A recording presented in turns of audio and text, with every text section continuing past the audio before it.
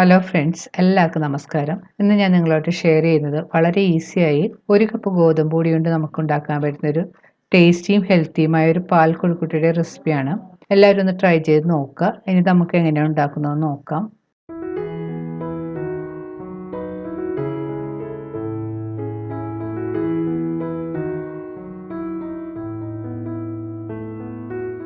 പാൽ കൊഴുക്കട്ട ഉണ്ടാക്കാനായിട്ട് ഞാനിവിടെ എടുത്തിരിക്കുന്നത് 1 കപ്പ് ഗോതമ്പ് പൊടിയാണ്. അത് നമുക്കൊരു ബൗളിലേക്ക് ഇട്ട് കൊടുക്കാം.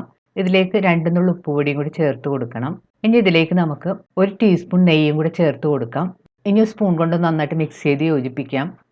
ഇനി ഇതിലേക്ക് ചൂടുവെള്ളം കുറേശ്ശെയായിട്ട് ഒഴിച്ചു കൊടുക്കണം. പല പ്രാവശ്യമായിട്ട് ഒഴിച്ചു കൊടുത്ത് നന്നായിട്ട് മിക്സ് ചെയ്തെടുക്കണം. ചൂടുവെള്ളം ഇട്ട് കൊടുക്കുന്നതുകൊണ്ട് ആദ്യം സ്പൂൺ കൊണ്ട് നന്നായിട്ടൊന്ന് മിക്സ് ചെയ്ത് കൊടുക്കണം. അതിന് ശേഷം കുറച്ച് ചൂട് കുറയുമ്പോഴത്തേക്കും കൈ കൊണ്ട് നന്നായിട്ട് മിക്സ് ചെയ്തെടുക്കണം. ഇനി പൊടി നന്നായിട്ട് കുഴച്ച് ചപ്പാത്തി മാവിൻ്റെ പാകത്തിൽ കുഴച്ചെടുക്കണം. മാവ് ഇപ്പോൾ ഈ കാണുന്ന പോലെ നല്ല സ്മൂത്തായിട്ട് കുഴച്ചെടുത്തിട്ടുണ്ട്.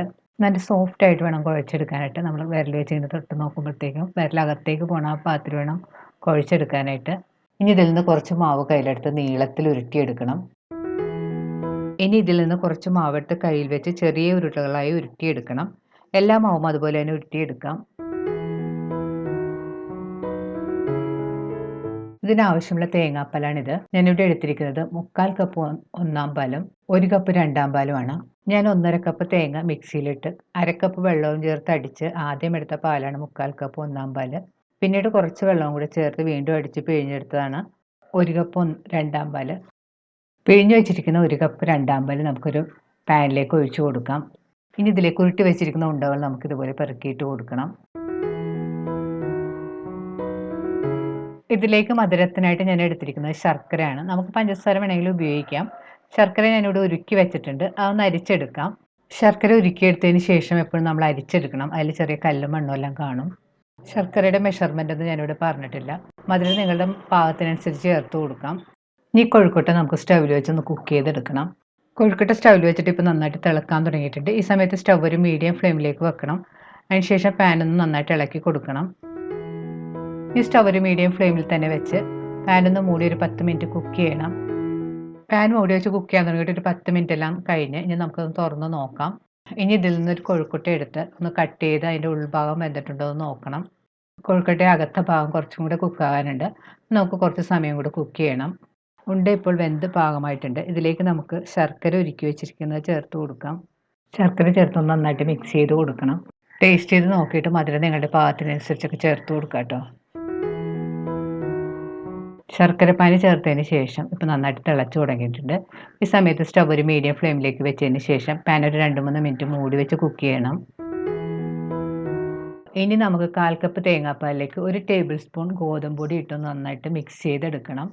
ഒട്ടും കട്ടയില്ലാതെ ഒന്ന് കലക്കിയെടുക്കാം. ഇനി സ്റ്റവ് ഒരു ലോ ഫ്ലെയിമിലേക്ക് വെക്കണം. ഇനി കലക്കിയെടുത്ത ഗോതമ്പ് പൊടി നമുക്ക് ഒരു അരിപ്പയിലൂടെ അരിച്ച് ഇതിലേക്ക് ഒഴിച്ചു കൊടുക്കണം. പാലിന് കുറച്ച് കുറുകൽ കിട്ടാൻ വേണ്ടിയിട്ടാണ് നമ്മളിതുപോലെ ഗോതമ്പ് പൊടി ചേർത്ത് കൊടുക്കുന്നത്. ചേർക്കുമ്പോഴത്തേക്ക് ഒരു പ്രത്യേക ടേസ്റ്റുമാണ്. ഒഴിച്ചതിന് ശേഷം നന്നായിട്ട് ഇളക്കി കൊടുക്കണം, അല്ലെങ്കിൽ പൊടി കട്ട പിടിക്കാൻ ചാൻസ് ഉണ്ട്. ഇനി പൊടിയൊന്ന് നന്നായിട്ട് കുക്കായി വരാൻ വേണ്ടിയിട്ട് 2-3 മിനിറ്റ് നന്നായിട്ട് തിളപ്പിക്കാം. ഇപ്പോൾ പൊടി ചേർത്ത് കഴിഞ്ഞ് നന്നായിട്ട് കുറുകി തുടങ്ങിയിട്ടുണ്ട്. ഈ സമയത്ത് ടേസ്റ്റ് ചെയ്ത് നോക്കിയിട്ട് മധുരം കുറവാണെങ്കിൽ ശർക്കര നീര് വേണമെങ്കിൽ ചേർത്ത് കൊടുക്കാം.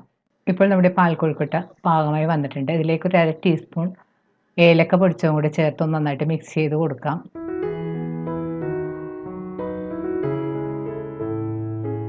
ഇനി ഇതിലേക്ക് നമുക്ക് ബാക്കിയുള്ള 1/2 കപ്പ് ഒന്നാം പാലും കൂടി ചേർത്ത് നന്നായിട്ട് മിക്സ് ചെയ്ത് കൊടുക്കാം. നമ്മൾ മൊത്തം ഒന്നാം പാലായിട്ട് എടുത്തിരുന്നത് 3/4 കപ്പാണ്. 1/4 കപ്പ് പാലെടുത്തിട്ടാണ് നമ്മൾ ഗോതമ്പ് പൊടി കലക്കി ചേർത്തത്. ബാക്കിയുള്ള 1/2 കപ്പ് ഇപ്പോൾ ചേർത്ത് കൊടുക്കാം. പാല് ചേർത്ത് കഴിഞ്ഞ് പിന്നെ തിളക്കാൻ അനുവദിക്കരുത്. നന്നായിട്ട് മിക്സ് ചെയ്ത് ചൂടായി വരുമ്പോഴത്തേക്ക് നമുക്ക് സ്റ്റവ് ഓഫ് ചെയ്യാം.